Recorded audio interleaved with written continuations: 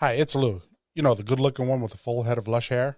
I'm taking a break from filling DM Scott's shampoo bottle with Nair to tell you about our new website, thedungeonmastersdojo.com. There, you'll find a host of awesome things, including a picture of me. Every third Friday of the month, a new blog post related to gaming comes out. Interested in getting caught up on the podcast episodes? You'll find those on the website too, as well as other interesting information. Head on over to thedungeonmastersdojo.com and pay us a visit. Send us a message too. We'd love to hear from you. Now, if you excuse me, I have to take the batteries out of DM Bill's hearing aid. See you next time in the dojo. Support the Dungeon Masters Dojo by heading over to Apple Podcasts and Podchaser and leave a review. Take the time to leave a comment as well. This helps make us more searchable to those listeners interested in content such as ours. But more importantly, we want to know how we are doing and what topics you would like to hear about. Another way you can support the DMD is by buying the DMD a beer, so we can continue to deliver quality content to you, our listeners. This also helps us upgrade and replace equipment. Head over to buymeacoffee.com/thedmd and buy us a beer, or 3, or 5. Don't forget to say something nice or mean. We don't care. You're buying us a beer. Now on to this week's episode. Welcome back, students of the dojo. This week, we're continuing our look at Tasha's Cauldron of Everything. And today we're looking at the Paladin with his new features and subclasses.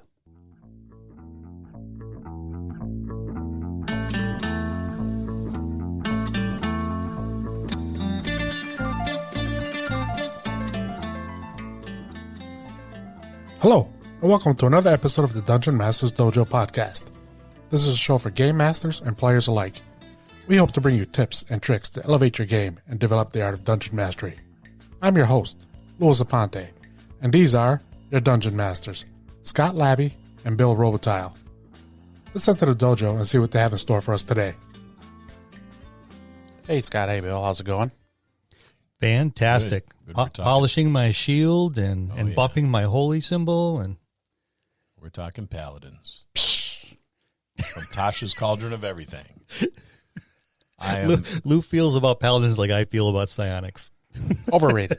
I love the new Paladins. I love everything about the Paladins of 5th edition. Having survived the dark years of AD&D 2.0 and 2.5. I guess because I'm in 2.5, I could never make it as a paladin.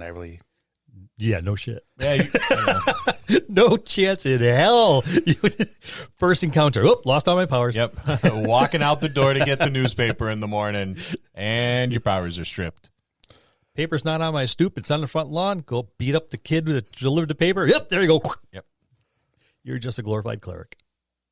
If that. A shitty fighter. Exactly. Henceforth. Well, why don't you lead us on this Oh, yes. newfound glory of yours? Oh, boy. The Paladin from Tasha's Cauldron of Everything. If you like Captain America, you're going to love these Paladins. And who doesn't like Captain America? Apparently, Lou. And by the way, the new Captain America is a punk. Oh, you mean John Walker. Yeah, he's a U.S. agent. He's actually not Captain America. He's a U.S. agent, John Walker. He's not a punk. He's very. You see what he did to one of those shield smashers? Or flag smashers, I should say. Yeah. He is a punk because in the comic books, the original Captain America handed his ass to him and took back the mantle of Captain America. So he's a punk. Well, we're not talking about the years of old. We're talking about Tasha's Cauldron of Everything right now. So let's get on with the Paladins. All right. So you get some optional class features, as you do with anything in this book, right? Yep. You get additional Paladin spells, of course. So the second level Paladin feature, you get a bunch of extra spells that are optional, of course. So you get Gentle Repose, Prayer of Healing, Warding Bond at second level. Third level, Spirit Shroud, and at fifth level, Summon Celestial. Just point out the third and fifth level, Spirit Shroud and Summon Celestial come out of Xanathars, actually. Yes. Yeah, but the second level are nice. Additional spells are cool. Prayer of Healing is good. Warding Bond is good. Gentle Repose, depending on your style of Paladin, yes. Spirit Shroud is pretty badass. Yeah. Yep. So then you go on to your fighting styles at second level. When you choose a fighting style, the following styles are added to your list of options. You have Blessed Warrior. You learn 2 cantrips of your choice from the Cleric spell list. They count as Paladin spells for you, and Charisma is your spellcasting ability for these. Whenever you gain a level in this class, you can replace one of these cantrips with another cantrip from the Cleric spell list. A common theme with this book. Yes. Yeah. And then you go to Blind Fighting. You have Blind Sight within a range of 10 feet. Within that range, you can effectively see anything that isn't totally behind cover. Even if you're blinded or in darkness. Moreover, you can see an invisible creature within that range unless the creature successfully hides from you. And most things that are invisible aren't hiding from you. They think they're already hidden. Right, because they're invisible. Right. So that's the blind fighting one could be interesting. Yeah, I think that could be, you know, as far as running an encounter, right, where you have this paladin that can see invisible creatures, you know, how would you approach this? Not just I can see them because I have blind fighting, right? So how do they see them? Do they see their shadow? I would say they see their aura. Or their aura, yeah, that would make perfect sense. Because they're not in tune with you and your deity. And if they're invisible trying to sneak up on you and they're the same deity, why? Yeah. So that's almost, I'm not going to say impossible, but improbable. So I would say their aura, you know, their intent on you is going to affect their aura. And that's what they're going to see is the aura. Think about when was that Obi-Wan was shown, you know, after he was dead and he showed himself to Luke. That's how I envision it. Yeah, kind of like almost like a holographic image or a ghostly image of someone, or even you know, almost like you know, Predator's vision there when he's, you know, he's picking up the heat signatures, the spectral scans, but only a, you know, whatever aura silhouette. color you assign to certain intent, you know, malice, you know, maybe would be kind of like a pulsating black aura or a deep red. Or something in the spectral zone where you're seeing all the spectral colors. Yeah. Yeah, so that makes perfect sense. And then there's a third one, Interception. I think they got this one off of the Shield Master.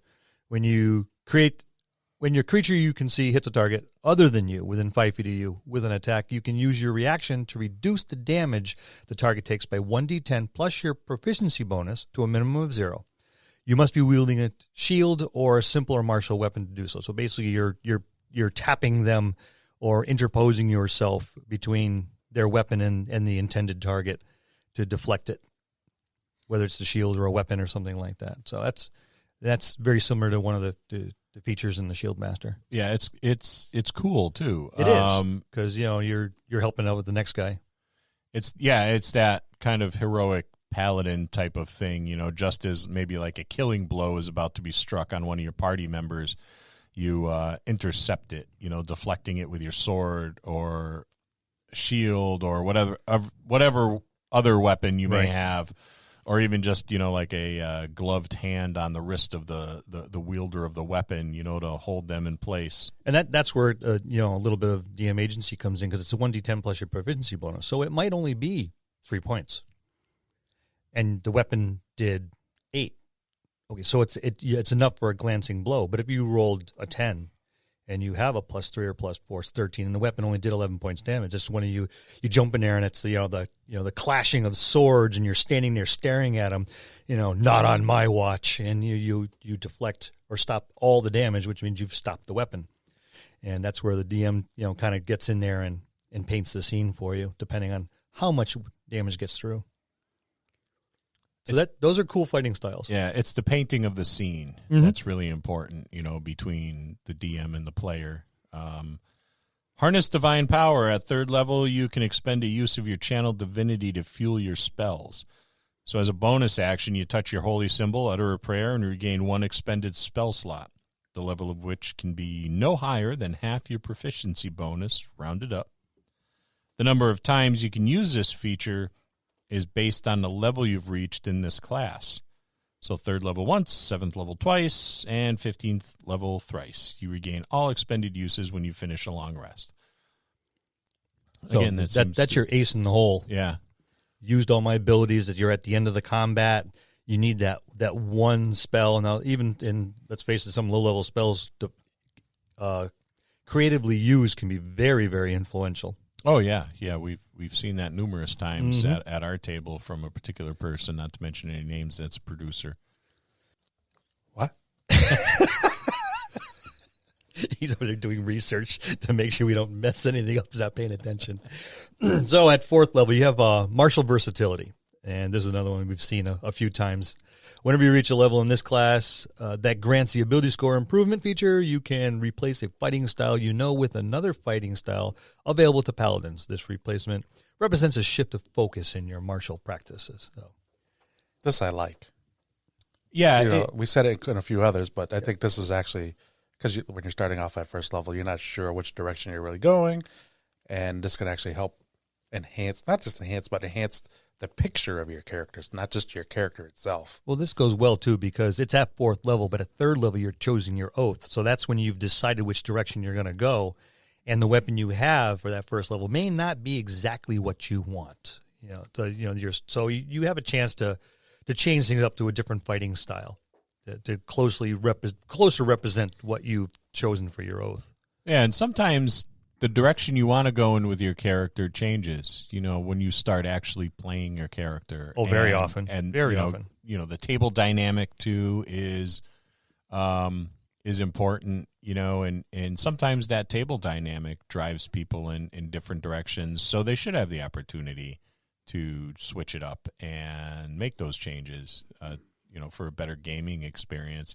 It's a good rule that they put in here. I think it makes a lot of sense. You're not shoehorned into something, but come up with a reason why. I like your idea of the table dynamics. Just from a DM to the players out there, don't cow to the antics of the table. If everyone's becoming mischievous and stuff like that, don't be a mischievous paladin. Be that moral compass.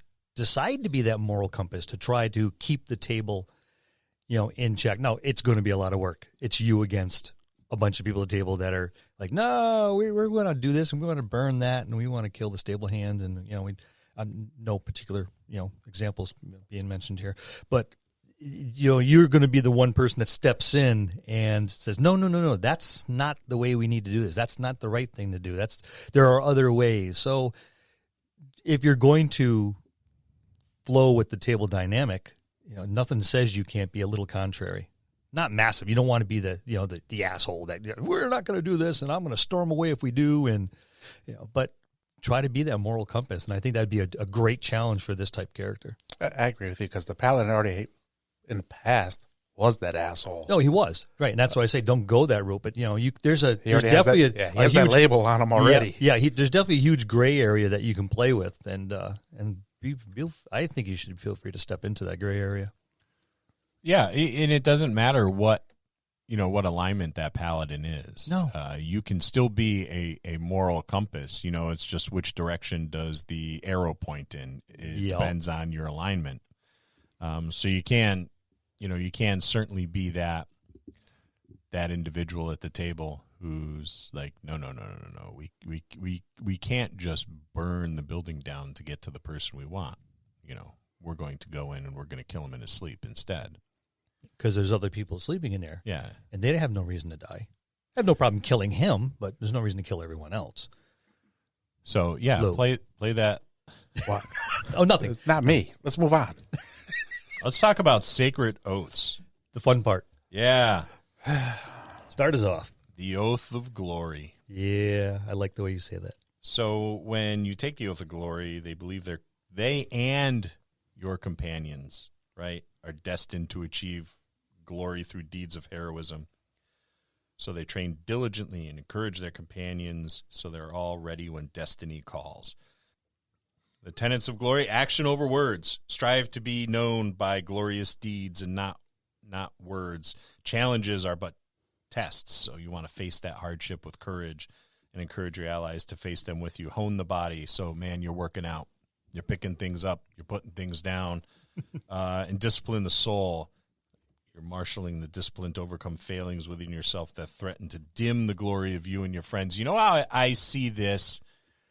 Very much so like the Klingons from Star Trek. Not classic Star Trek and not the stupid shit they're putting out there now. Sorry if you're a fan of this new Star Trek, I apologize, but it's rubbish. But like, that Star Trek: The Next Generation era where they were very much so like samurai warriors. Yeah, honor and glory was everything. Honor and glory, yeah. Die gloriously in battle. I see this Paladin being one of those type of individuals, either from like this very small group or monastery or whatever have you, or from a culture. Yes. Of holy warriors, where it's like, okay, we get these individuals once in a while that the gods choose, and they're kind of they're the north on the compass point. They're the role model, the model that everyone's supposed to be striving to, and they know it, and they're striving for perfection themselves because they realize that everyone sees them as the model that everyone is supposed to be aspiring to. Yeah. So you have the pressure of that on you all the time, and I can't do anything wrong, or I if I do, I have to realize my failings. And I was just about to say, Irene, it sounds like they let this go to their head too sometimes. A little. Like, my shit don't stink. Yeah, or I'm above your station. Don't talk to me. You talk when I talk to you. Right. So I can see this going both ways. Yeah, and it very much could, like you wouldn't understand. You're you're you. You're not learned. Yeah. You can't talk to me or whatever. You lack the honor and the glory that a true warrior does. You stand outside the radiance and the light that the God imposes upon me, and from your darkness you will never see the light that I see. And I see them very, very much so like that. They're like the pinnacles of glory and honor. Maybe it's a culture that really, really respects glory and honor and deeds, but these are, the examples that everybody. The top of the pyramid. That's right. There's a they're the heroes of their legends and their folklore, and these, maybe there's like temples erected in their honor or statues of these great heroes, and children are being taught in school about the deeds of these great heroes. It's like Kalis, from the Klingon history. He made the first bat'leth and united the Klingon people and was all around a badass. So that's what they're aspiring to. They want their statue in the temple. Yeah, maybe there was that one guy or one gal who started this whole thing, a big leader of their culture that started all of this honor and glory, and it kind of took off. So going back to what we were talking about U.S. Agent before, it's like having Captain America be there and the U.S. Agent trying to follow him. Yes. Yeah. Only sucking real hard. Yeah, like because he does. Because he can't live up to the name. He's a douche. Yep. But I'm just saying, give him time. He's learning. Oh, he gets worse. But it's just like, Captain America was this guy right here. Yes. And U.S. Agent, it's trying to live up to the standards, but he really can't. So, he's failing on these tenets here. But that's how I see it after you described it that way. Excellent parallel. So then we move on to the oath spells. I like a bunch of these. Third level, you get Guiding Bolt and Heroism. Fifth, Enhanced Ability and Magic Weapon. Ninth, Haste and Protection from Energy. 13th, Compulsion and Freedom of Movement. 17th, Commune and Flame Strike. Yeah, pretty cool spell list that is very supportive of that whole glory and honor and kind of majesty in battle, and you get all these little tricks you can toss out. The only spell I really have a problem with in this list is Magic Weapon, because by the time they're 5th level, they may already have said magic item. Even in my world. Yeah, but I think you can cast Magic Weapon on somebody else's weapon, so you are once again enhancing your party. So if someone loses a weapon, I have to look the spell up real quick, but I'm pretty sure. I'm reading it now. Yeah. So it says when you touch a non-magical weapon until the spell ends, that weapon becomes a magical weapon with a +1 bonus to attack rolls and damage rolls. And that only lasts for an hour. Yeah, but Yeah. But that's like, do you want to waste a spell slot to do that? You do if one of your party members doesn't have one, and the foe you're up against can only be struck by magic. Right, but you remember at 5th level, you only have X amount. So you, at least in my mind, you want to have something for healing and something for your defense. I get that, but there is no defense and there is no healing if everyone goes down. Okay, I'll give you that. So if you can give this spell to a party member who does not have a magical weapon against a creature that can only be affected by magic, now your offense is twice as effective. You're less likely to have anyone go down. The opponent goes down faster. But what are the chances you're going to have the spell prepared? It depends. What are the chances you're going to have any of these spells prepared? Right, exactly. Yep. These are just optional. But if you know that you are one of the few in your party that has a magic item, and you are going under the supposition that you're going against the big bad, yes, is very possibly, in fact, then you realign your spells the day before and off you go. You keep it, in your bag of tricks, saying, all right, when we're ready to go, as we go in, give me your weapon. There you go. Now we have one more effective combatant. No, in that case, I totally see that, but it's just every day, if you're just going through your dungeon or whatever, and you don't know what's out there, you're just holding up a spell slot now just to have that there just in case. You can say that on any spell. Except for any of your healing spells, because those are going to be needed. This is true, but you can't. If that was the case, he'd be a cleric. God damn it, Bill, let's go on. With nothing but healing. He's not. He's a paladin. Yeah, right. And paladins do. Remember, this particular oath is the glory of everybody, not just me. I'm the shining, tip of the spear, but I'm not the only piece of the spear. So someone's got to be the shaft. Yeah. There you go, Lou. You're the shaft. God damn it. You are a magical shaft. Get the shaft again. So, yeah, I'm glad I was help you along to understand just where that. That's what I hate when you're right. I do enjoy the fact that there are somewhat across. You looked at everyone. One of them's defense, one's offense. Yes. So you have a good mix there as well. So I like that. I like that list. Channel Divinity. Channel Divinity. Well, you get two Channel Divinity options. Right, Peerless Athlete. So as a bonus action, you can use your Channel Divinity to augment your athleticism, which is probably already pretty peak. Yep. Right. For the next 10 minutes, so you have advantage on strength, athletics, dexterity, acrobatics checks, and can carry, push, drag, and lift twice as much weight as normal. And the distance of your long and high jumps increases by 10 feet. Kind of cool thematically, when you're pulling out all the stops, right? You're dragging someone off the battlefield, pursuing a foe. Just advantage on all those ability checks is pretty big too, when you need to, in your neck. Yeah. That time of desperate need. Yeah, in 10 minutes, that's a long time. That's the big combat. That's the all out war where you go pell-mell, you're throwing everything into every action you do. Exactly, because we'll say even some of your long combats, they only last X amount of rounds, and it takes 10 rounds just for a couple minutes to pass by, because every round is 6 seconds. 6 seconds, yeah. So think about that's a long ass battle if you're using it for that long. That's that's an entire evening of gameplay in D&D combat. That's how long 10 minutes is in real life. Well, that's the combat between Thanos and everybody Exactly. else. Well, That is a massive, all out, no one's holding anything back at any time. I was just going to say that. Yeah. That's your end game. Yep. Yeah, Captain America gets his ass handed to him by Thanos and then looks over and there's Thor's hammer and he rallies and starts shelling out an ass whooping. I get tingly just seeing that, my man, Captain America, whooping ass with Thor's hammer. He's worthy. John Walker's not. This is true. Steve Rogers, he's worthy. All right, keep going there, buddy. Inspiring Smite. Immediately after you deal damage to a creature with your Divine Smite feature, you can use your Channel Divinity as a bonus action and distribute temporary hit points to creatures of your choice within 30 feet of you, which can include you.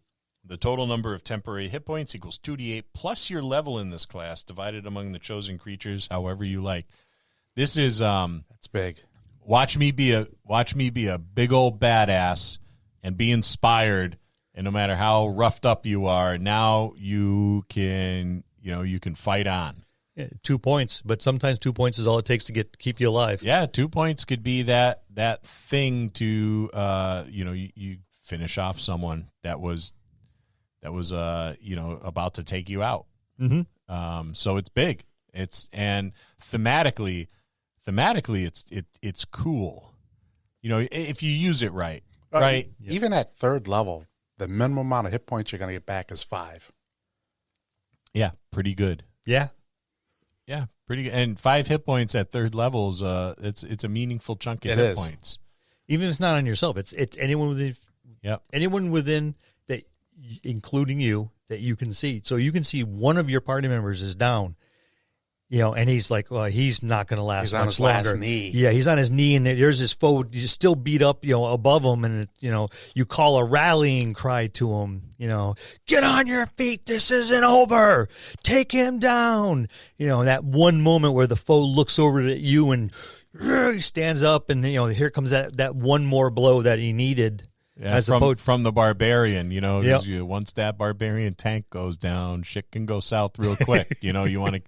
It's cool. I mean, it could have it's an awesome opportunity to not only spotlight the paladin at the table, but all these other characters who are rallied and dust themselves off and get back in the fight that they were close to losing. It could be a really awesome moment for the players at the table. And like I said, it turns the spotlight, from the paladin onto the character that you've just given the inspiring smite to, and now the light's on them. Yeah, and that's the beauty of social gaming like this that you just can't get anywhere else. Exactly. Right, where your awesomeness can affect another player character's awesomeness. So it's that shared experience where, you get, it's awesome seeing it at the table where, people are pumped. Awesomeness cubed. Yeah. And they're cheering and, they're talking about it after the gaming session. That's, you hit the nail on the head when stuff like that happens. Mm-hmm. And you can't get that anywhere else. You can't No. get it. Can't get it online in an MMO. You just, It's what makes the game awesome. I think that's why I never got into MMOs. I tried them a few times, and it's like, I just didn't. I personally didn't see the attraction. Yeah, it was beautiful. Look at the graphics and stuff like that, and just look at all this stuff. And let me go to the inventory because I'm apparently carrying 3.2 tons of equipment, and I can just pick whatever I want whenever I want. I'm like, So, yeah, but it's the personal interactions. And even in this day and age when you're doing it online, you can still see people's faces. Yep. And you're still talking to one another. You're reacting to their reactions, and it compounds from one to another. And that's what attracted me and kept me in the game for decades and decades and decades. Just the one-on-one, the one-on-3, the one-on-4, across the table with all the other people playing. So that was my inspiring smite. How about we talk about Aura of Alacrity? Let's. At 7th level, you emanate an aura that fills you and your companions with supernatural speed, allowing you to race across the battlefield in formation. Your walking speed is increased by 10 feet. In addition, if you aren't incapacitated, your walking speed of any ally who starts their turn within 5 feet of you is increased by 10 until the end of that turn. When you reach 18th level in this class, the range of the aura increases by 10 feet. Question. Is this always active? Because it doesn't say when you enable it or enact it. Yeah. I would say it probably is. Because that's why I'm sitting here reading this like 2 or 3 times, and it doesn't say, you can only use this X amount of times. It only lasts for so long. There's none of that in here. True. So imagine that at 18th level? Oh, no, you get this at 7th level. You get it at 7th. Yeah, but at 18th level, you add another 10 feet. Yeah, exactly. So that's an extra 20 feet. 20 feet within you. That's a 40-foot circumference. That's a 10-foot radius. So that's pretty. That's 20 feet off to each side, front and back. That's a big formation. And I think as the game master, because it doesn't say like that, I would only allow this to be used equal to the amount of your proficiency bonuses. I think I would, as a game master, make that call because otherwise it is active, and now everyone's racing around in formation, plowing through. You're basically a cavalry without horses. Yeah, because now you're already saying, at least in the way I was thinking about this, I'm always having this extra speed movement, and anybody close to me is always having this, like Bill said. Right. Oh, and I'm only gun because that's the only thing I was like, and I was reading, I was like, it doesn't say you can use it X amount of times. It sounds like it's always on. Yeah, and I think it is, and I think that speaks to the level of athleticism that this particular like subclass has. But then when you look at the optional spell list, so you get that extra, say you have like 30 feet of movement already, you get that extra 10 feet, so now you're at 40, and then you cast a haste spell on yourself. So now you're cooking along at a pretty good clip. Let's even go, you enhance ability on top of that, and then do the haste spell on top of that. Yeah, so you're moving. Yeah. I think this is I think it's similar to that, to the monk movement increase. Yeah, I could see that. But to affect somebody else, I still think, and as Lou pointed out, there doesn't seem to be any stipulations here. I as a game master would allow it maybe continuous for you, the paladin, like you said. At 7th level you get the extra 10 feet, but to drag everyone else along with you, I would only allow that a number of times equal to your proficiency bonus until a long rest. Yeah, and that you turn that sort of thing on, like, okay, we're the Fellowship of the Ring, and we're pursuing the orcs that captured Merry and Pippin. So you're inspiring your people. You're like that drill instructor running alongside the cadets. You're turning it on, that extra movement. Let's go, in pursuit of like a foe or whatever have you. I think it makes sense, but then, at our table during combat, it's like watching a bunch of toddlers on the playground, right? Because they're all over the place. Someone's on the monkey bars when they should be on the basketball court.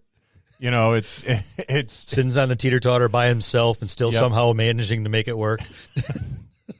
Yeah. Nobody knows where Andrew is. Yeah, no, he's 35 feet outside the playground because no one can see him. He's walking around in the woods with a stick. Yeah. So it wouldn't. That wouldn't be necessary at our table. They would fix that all on their own. You wouldn't have to use any DM agency on that. Cork's character standing in the middle with a stern look on her face. Stop touching each other.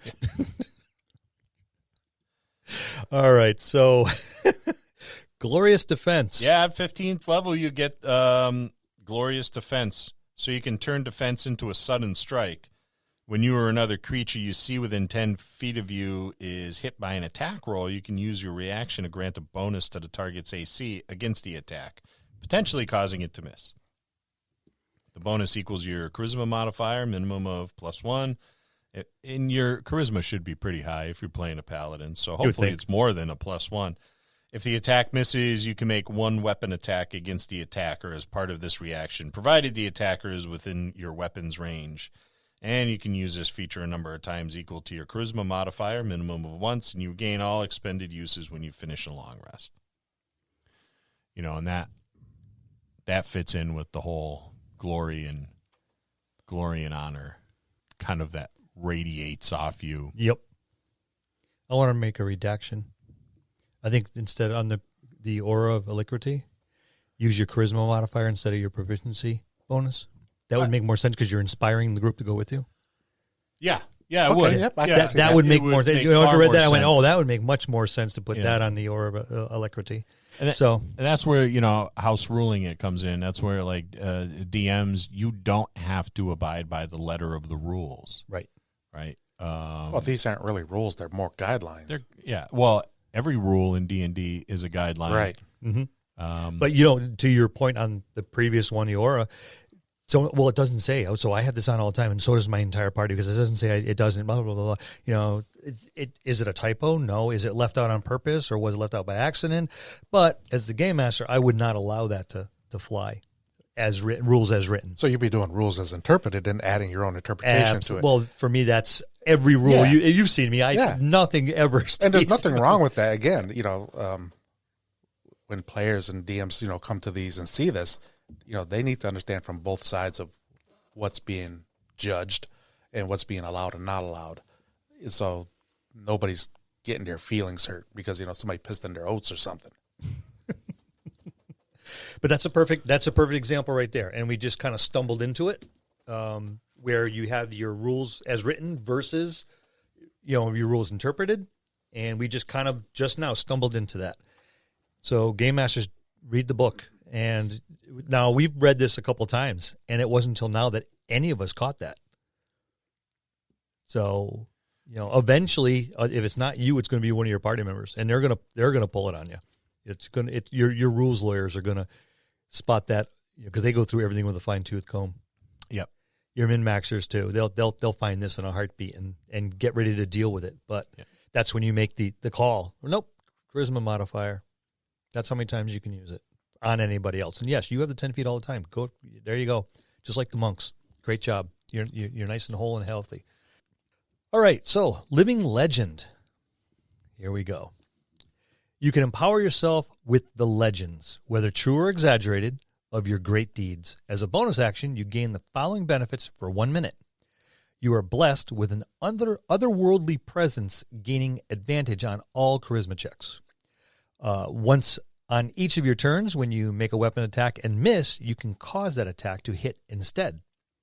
And if you fail a saving throw, you can use your reaction to re-roll it. You must use this new roll. And once this bonus action is used, you can't use it until you finish a long rest, unless you expend a 5th level slot to use it again. Yeah, these are like legendary actions. Yeah. That's all, that's all they really are. This makes perfect sense for this class. I like it. Yeah. I would ask that the player invoking this living legend ability role play it. All right, you're just like, hey, I'm the shit, and you're out there. No. Let's hear it. Let's hear you work yourself up. I am so and so, son of blah blah blah, of the line of. Get a soapbox. I want to hear a full-blown diatribe. Yeah, pump yourself up before you go in there and do your thing. And because no one's just like, yeah, I'm pretty epic. And then they draw their sword. No. This is not. This is role playing. RP the shit out of it. Yep. I want to hear how epic you are. Sell me on that. And do a good job, because there might be some inspiration or a little extra XP for you. And who doesn't want inspiration when they're about to go into a big battle? Yeah, not only that. If this isn't a battle, that 1 minute is a long time. Oh, yeah. That's huge. That's actually huge. 10 turns, 6 seconds every round, 10 rounds for a turn. Yeah, that's a long time. That's a lot of, you think I'm fucking missing you? No, you just got hit. Bam. That's 10 of those automatically. Yeah. Well, that, and it like you said, if they get up there on that soapbox and it is inspiring, the people, the players at the table are like clapping. It's like, damn, that was awesome. Okay. Everyone that heard that, free, gets an inspiring smite. Or even or something like that. Yeah. Even inspiration in general. Yep. So they'll have that advantage if they're all attacking or on whatever they want to use it for that. I would give it to them for that whole minute. Oh, yeah. Well, I instead of giving advantage for the whole minute, I think I would go with the inspiring smite. Give them the 2d8 each individual. Okay. 2d8 extra bonus hit points, because they're going into this kick-ass battle. You're going to be taking extra damage. You know it. So if it was that inspirational, give them the inspiring smite. Give them the 2d8 plus the charisma bonus, or the level bonus, and for everybody. It was that good of a speech where not just one person, everyone was so inspired. It's like adrenaline's pumped, dopamines are racing, rampant through your system, and everyone gets those bonus hit points. And that way they're ablative. That doesn't last for a full minute. And that would make more sense. Otherwise, you're going to create a group that's going to mow everything you have over if you give them advantage on everything. True. Yep. For a minute, that's way too This powerful. Is why you sit over there and I sit over here. Yeah, we know which one you want. Well, this is why you guys, I've only DM'd a few times. This is why you guys are on that side, because you guys DM'd for a shit long time.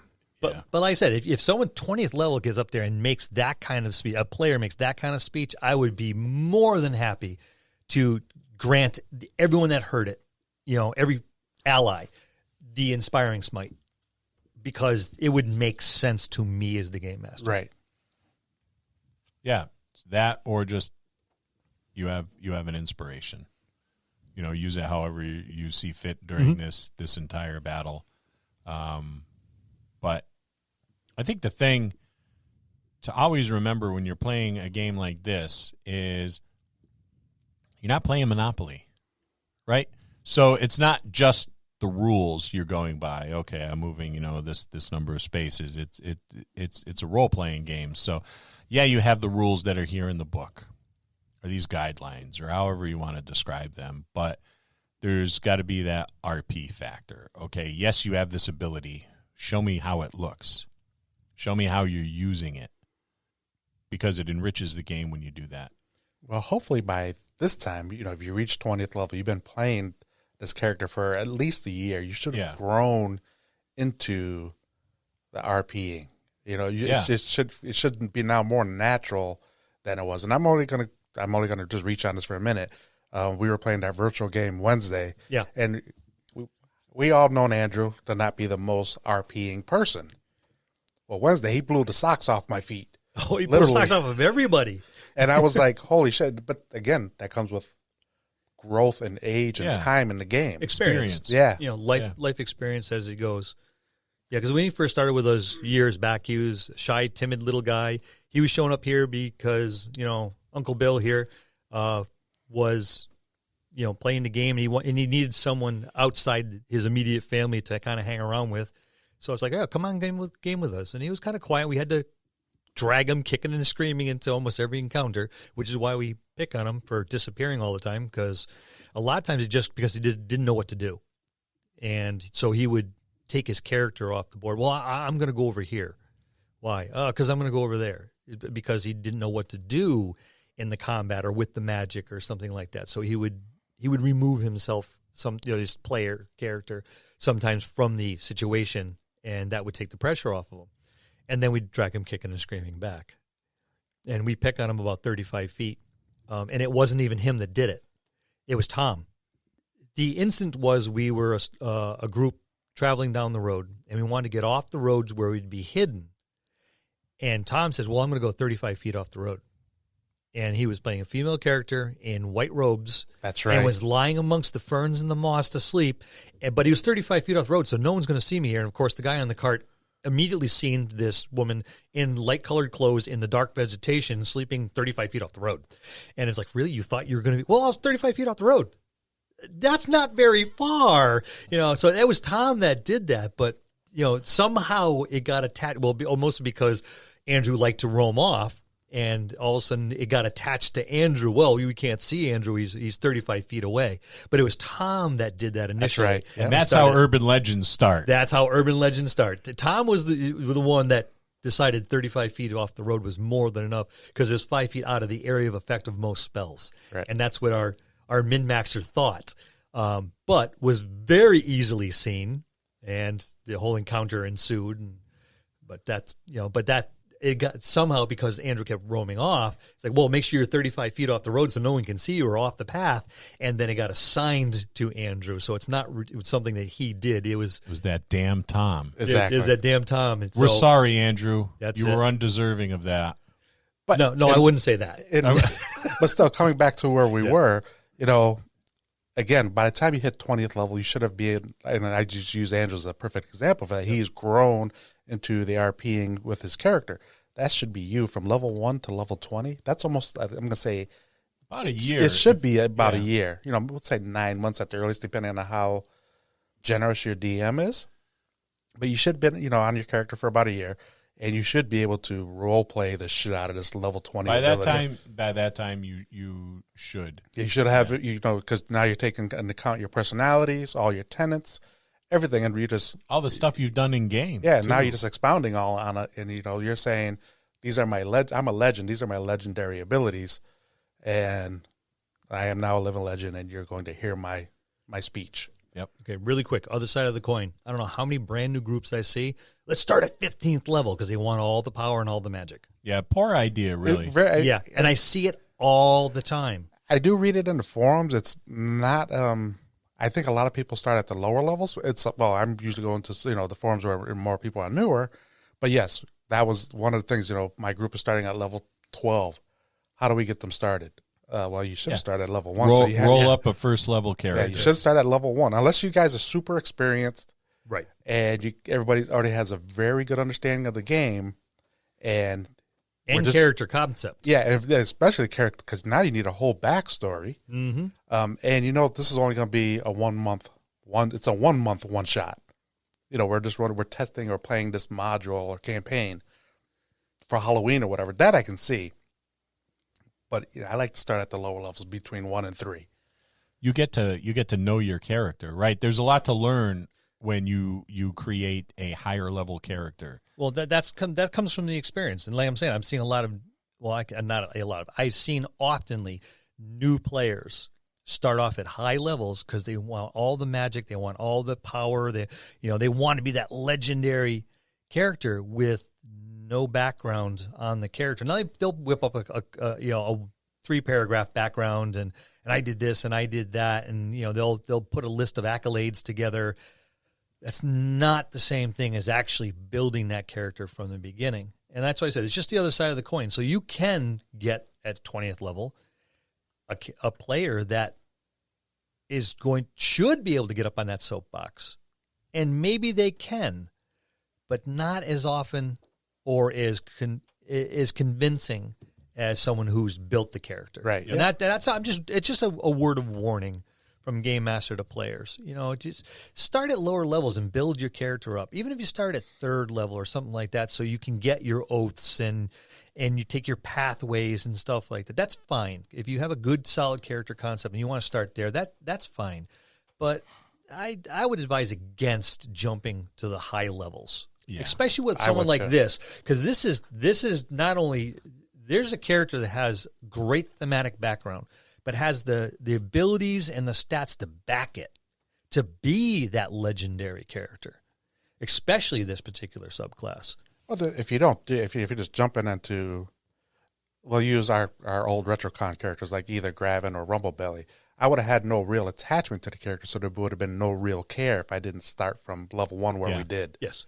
And that's what made the characters who they are. I couldn't play them the way they were played if I just jumped in at whatever level they were.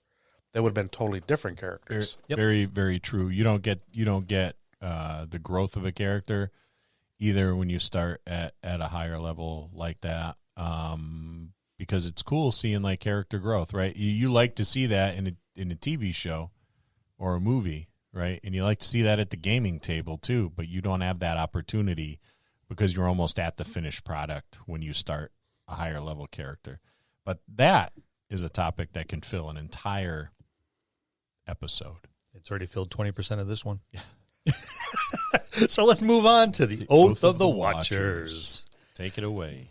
The Oath of the Watchers binds paladins to protect mortal realms from the predations of extraplanar creatures, many of which can lay waste to mortal soldiers. Thus, the Watchers hone their minds, spirits, and bodies to the ultimate weapons against such threats.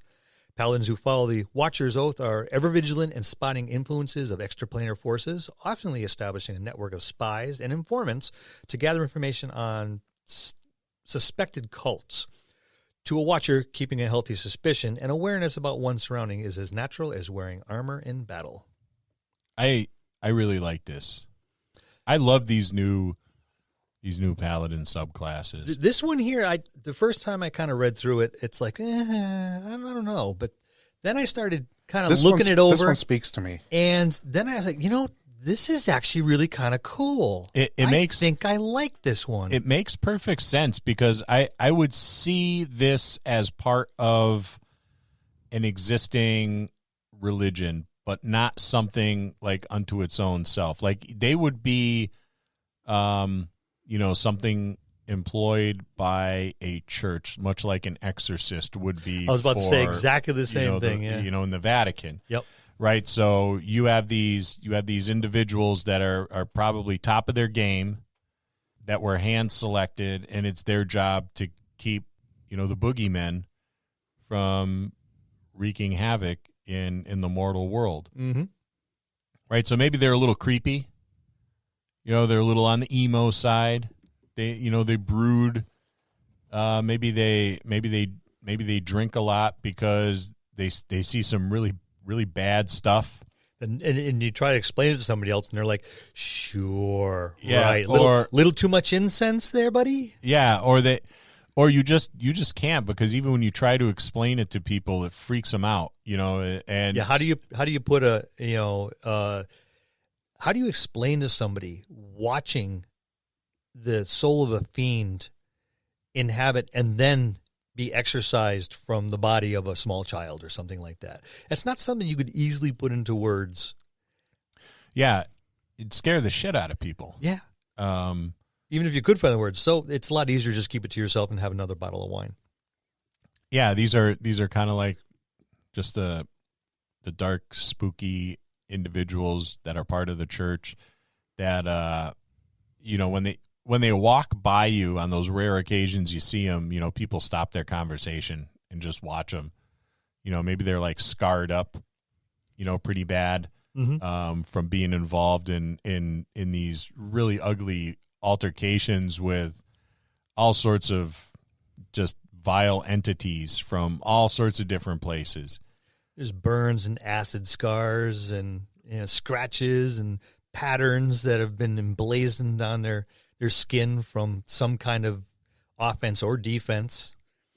So yeah, they'd be marked up pretty good.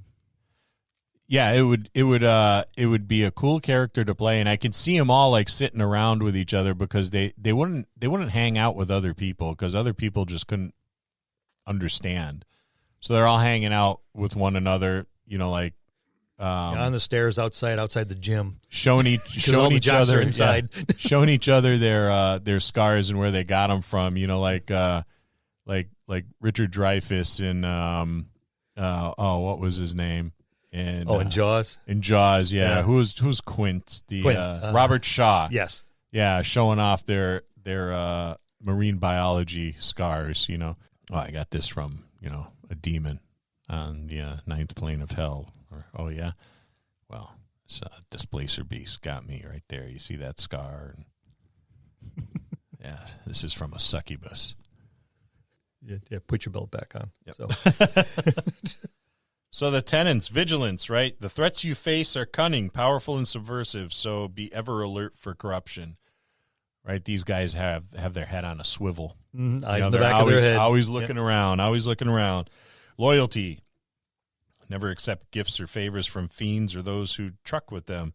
So, yeah, that's a big, don't invite a vampire in, and never accept gifts from a fiend. There you go. Yeah, bad stuff can happen. Stay true to your order, your comrades, and your duty, especially these people, right? Because the person that's got your back against these extraplanar entities, that's really the only person you could count on, because most people would turn away and run.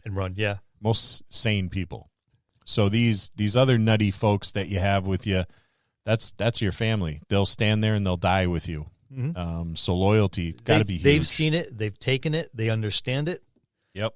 They may not know how to defeat it, which is why you're there, but they're like, okay, I don't care what it takes, and man, this shit's effed up, but I got your back. Yeah, and discipline. You are the shield against the endless terrors that lie beyond the stars. Discipline to not break ranks when you're fighting something that's ripping your comrades to shreds, and just standing your ground and getting in the fight. Huge factor in that.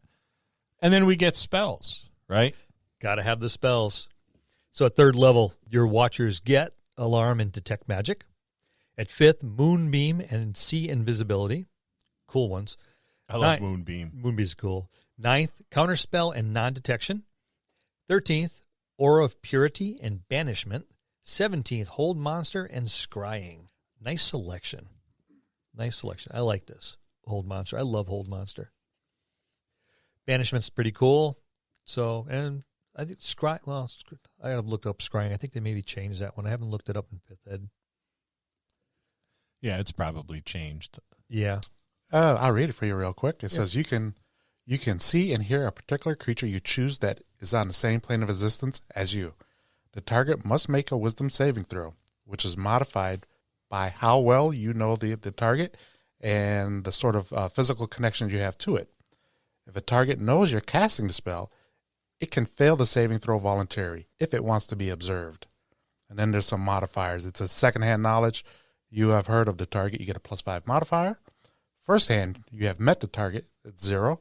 And you are familiar. You know the target well, and it gets a -5 on its saving throw modifier. Now, see, that could be cool when you have your paladin and the big bad, and they've clashed time and time again and peeled off. And then at one point, you just stop and you stare off into nothing because you know you're being scried by this demon. And you, in turn, scry back. And now you're not having a conversation, but you can see them and they can see you, and it's just a stare down, an extraplanar stare down. And everyone's like, what's going on? And they can see in your eyes maybe a reflection of the demon, even though the demon's not in front of you. You're staring at it, and in your eyes they can see a reflection of the demon and vice versa. And, it's just one of those, look like I'm coming for you. I'm waiting for you. Seeing what Bill just described there, because I think of this character as a cosmic character, and the way Bill just described that, it made it all fit together for me. Oh, I'm glad I did that for you. But that's how I that's scrying. You describe that across the table for your party, and now the paladin may be speaking to the demon. He realizes he can't hear him. Right. Yep. And vice versa. But they've encountered each other so often that they know what the other one's saying just by the facial expressions or, just the mouthing, I'm coming for you. And, and it doesn't matter which one's saying it. And the other one goes, I'm waiting for you. And this would be a really cool character to dip into Warlock with. Oh, yeah. And because what if that extraplanar entity that you're staring off into space at is, your patron, and you're trying to there's the ultimate love-hate relationship. Yeah. Or the opponent of your entity. I would say that because I know. Yeah, because how would that really fit? Because if he's your patron entity, all he's going to do is just stop giving you favors, and you're basically powerless. But if this is someone who's in a power play trying to depose your patron entity, you need to stop them to not only help your patron, as well as everyone else that follows that patron. That patron goes down, there's not just you losing your abilities, it's everyone that patron supports. So now that you may actually be sent off by your patron to hunt down this other entity that is in direct opposition with yours. So I could see that as a very easy plot point. And they know, like I said, at this point, they know you're coming. Or even if they don't. I mean, this is third level when you start getting these spells. We're talking about 17th at scrying, but even you can work your way up to that point. Now you're running into bigger and bigger and badder as you gain in power. So do your opponents. So let's move on to Channel Divinity. You get Watcher's Will. You can use your Channel Divinity to invest your presence with the warding power of your faith. As an action, you can choose a number of creatures you can see within 30 feet of you up to a number equal to your charisma modifier, minimum of 1. For 1 minute, you and the chosen creature have advantage on intelligence, wisdom, and charisma saving throws. That's pretty good. That's not bad. Abjure, the extraplanar, you can use your Channel Divinity to castigate unworldly beings. As an action, you present your holy symbol, and each aberration, celestial, elemental, fey, or fiend within 30 feet of you that can hear you must make a wisdom saving throw. On that failed save, the creature is turned for 1 minute or until it takes damage. Turned creature must spend its turns trying to move as far away from you as it can. It can't willingly end its move in a space within 30 feet of you. For its action, it can only use the dash action to try to escape from an effect that prevents it from moving. If there's nowhere to move, the creature can take the dodge action. That's very much like that old turn undead that clerics used to have back in the old days. Mm-hmm. And I think paladins had that ability They too did. in the early days of D&D. Yeah, at slightly higher levels. I think it had to be 3, 4. I have to look it up. 3, 4 levels higher than the cleric. But you did get that ability. Oh, and it fits with the class. It does. Or the subclass very well. And thematically it's pretty cool, holding your symbol in front of you and calling upon the power of your deity and sending the fiends or whatever have you running in the opposite direction. It's very much like The Exorcist. Mm-hmm. Send me a young paladin and an old paladin, and turning the demons out of the hell was her name? Something Blair, Linda Blair. Yeah. The pea soup fountain. Yeah. Okay, so Aura of the Sentinel, 7th level. You emit an aura of alertness while you aren't incapacitated. When you and any creature of your choice within 10 feet of you roll initiative, you all gain a bonus to initiative equal to your proficiency bonus. At 18th level, the range of this aura increases to 30 feet. That's not too bad on initiatives. No, you're looking at a minimum 3. You roll something mediocre in the 4 or 5 range. Now you're looking at 7, 8. You roll anything higher than that, and everyone has a really nice high initiative. And at 15th level, you get Vigilant Rebuke. You've learned how to chastise anyone who dares wield beguilements against you and your wards. Whenever you or a creature you can see within 30 feet of you succeeds on an intelligence, wisdom, or charisma saving throw, you can use your reaction to deal 2d8 plus your charisma modifier force damage to the creature that forced the saving throw. That's another one that you can get up there and soapbox have a lot of fun with. Because there's no unlimited use to this. Or there's no limited use to this, I should say. Yeah. Yeah. But at 15th level, and unlike the other one at 15th level, I could see this being constant, persistent. But yeah, absolutely. You gotta RP it. Yeah. Or it's just not going to work. And that's one of those table rules I would say, listen, if you're not RPing it, that ain't working. Mm-hmm. You need to, I want to see. Yeah, and I want to hear that Vigilant Rebuke. Yeah, you can't just look at the bag going, is that all you got, bitch? Yeah. That doesn't work. Yeah, your mama. No. You need to, I want to hear it. And so does everybody else for it to work. You're not insulting them, you're chastising. Yeah. Chastise away. Yeah. And if you don't know how to do that, you haven't been paying attention to your mom growing up. Because moms are the absolute queens of the chastisement. If you've ever gotten in trouble at school. And or grandmoms. Grandmoms, yeah. They're like. That's when they pull the disappointment card. Oh, yeah. I'm not really mad at you. I'm just very disappointed that you thought that was something that would be fine to do. And when all else fails, pull the disappointment card on the Fae or the Fiend and, let them have it because it'll work on them too. Might as well.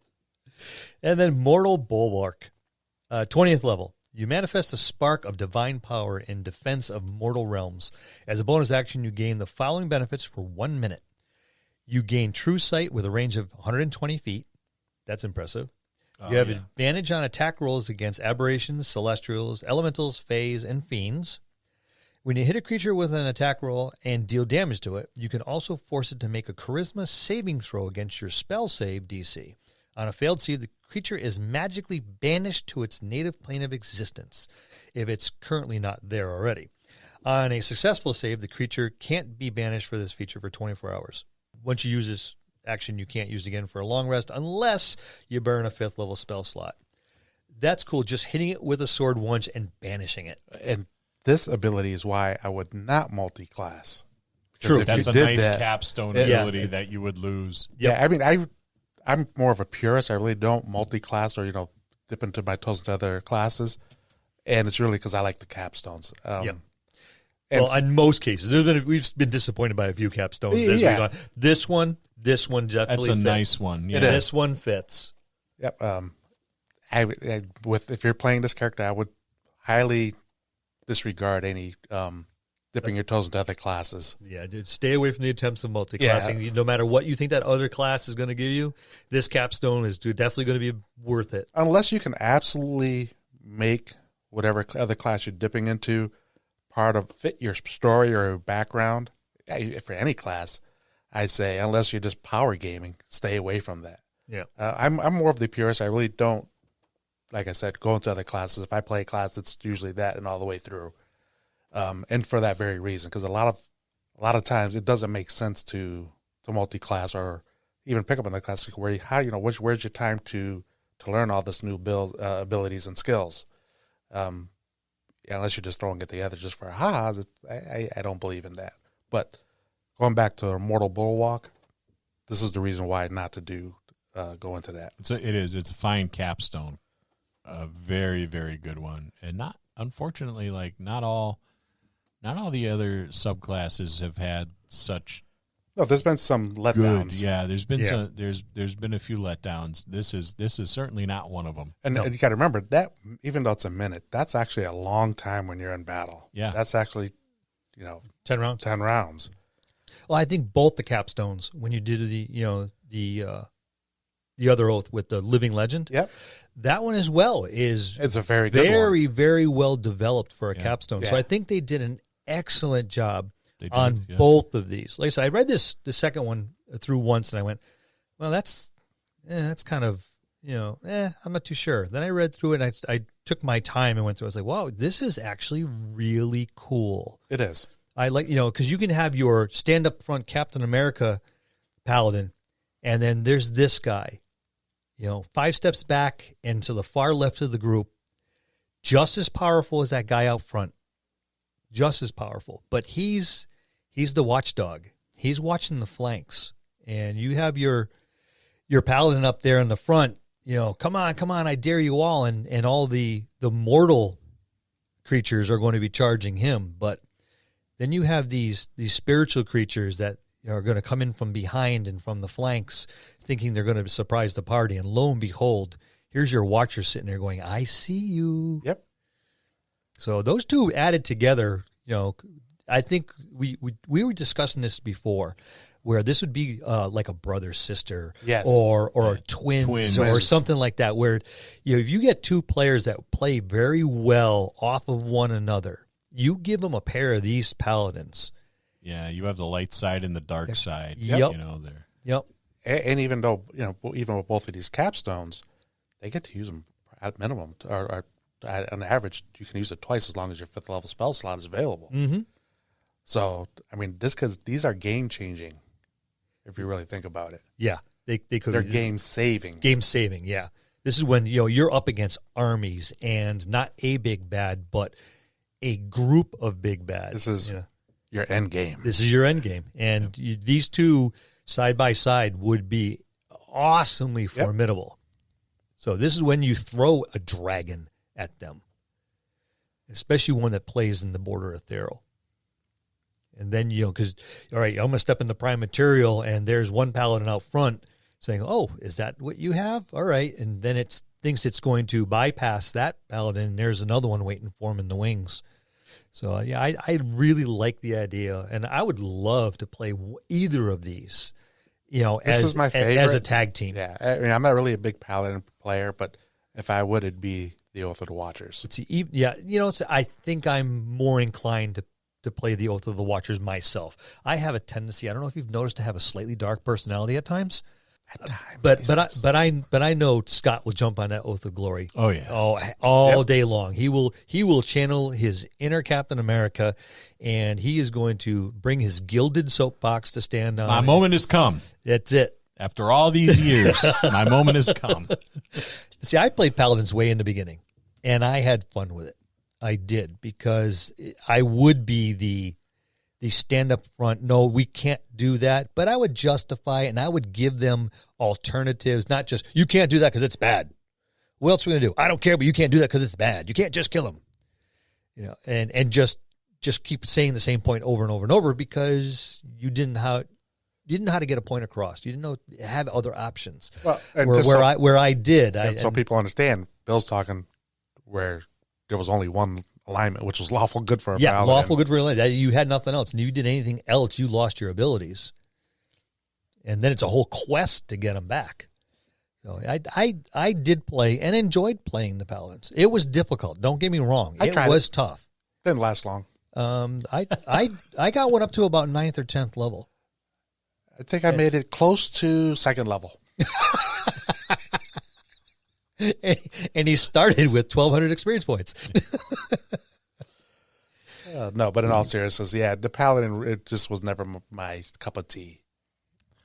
That's a specialty player. Yeah, I liked the Paladin back in the old days, but you were really, really hemmed in. It wasn't a class for like a new player. No, it was a very poor choice. Yep. For a new player, for someone a little more experienced, you can work within the lawful good alignment. This is your challenge class.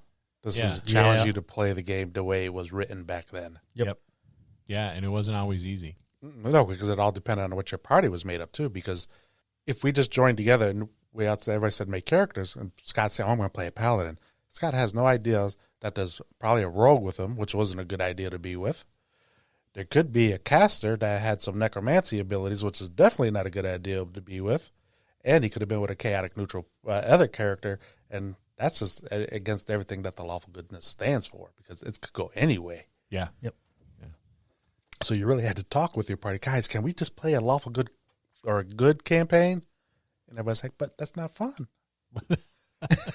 And the scary part is early on, that's it. You know, hack and slash was everything. Yeah. We want to kill everything. No matter what it is, just kill it. Well, because back then you got experience for everything. Yeah, experience for everything you killed, and then you got the experience for the treasure that they had, and so you didn't get it. You didn't talk the hill giant down, from leaving the the village away.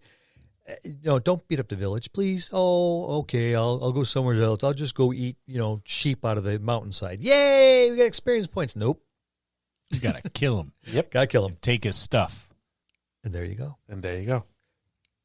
And that's a look at the optional class features for the Paladin. See you next week in the dojo. That's going to conclude this episode. Thanks for tuning in and listening. Please subscribe to the podcast for more great content. If you'd like to hear a particular topic, you can reach us on Facebook at the Dungeon Masters Dojo, or you can drop us an email at thedungeonmastersdojo@gmail.com. Thank you, and have a good day.